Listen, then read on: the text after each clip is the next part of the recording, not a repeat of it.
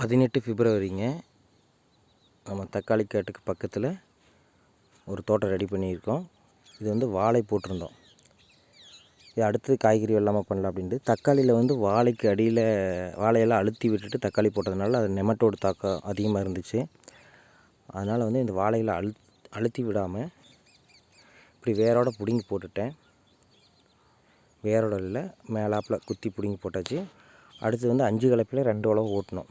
ஏன்னா அப்போ தான் அந்த காட்டில் இருக்கிற கிழங்கெல்லாம் மேலே வந்துடும், அந்த நெமட்டோட பிரச்சனை இருக்காது, காஞ்சிரும் அப்படிங்கிறக்காக. ஆனால் ஒரு சில இடத்துல அது மேலே வரல.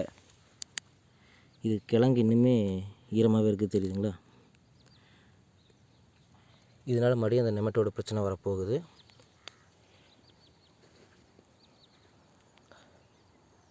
இயற்கை வழி விவசாயம் பண்ணுறப்ப இதெல்லாம் கொஞ்சம் பார்த்துக்கணும். இந்த துவர்ப்புக்கு தக்காளி நல்லா வளராது. உள்ள நான் அடுத்து கத்திரி போட போகிறேன். பார்க்கலாம் அது எப்படி வருதுன்னு.